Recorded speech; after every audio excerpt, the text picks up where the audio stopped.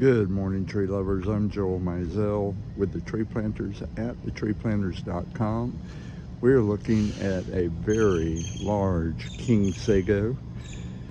This tree has about 6 foot of trunk height, and that one down there also has about 6 foot of trunk height.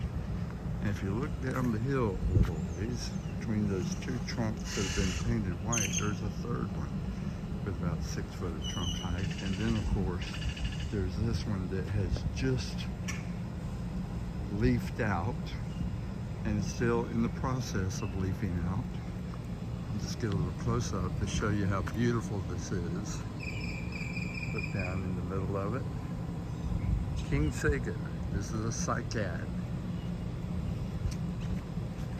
Very unusual plants. We love them at the Tree Planters. It would be very, very difficult to get one this big for you, should you want one, but I believe we have them with about 3 feet of trunk. So if you like this, go to thetreeplanters.com, reach out to us from there, and we'll get them for you. Have a good day.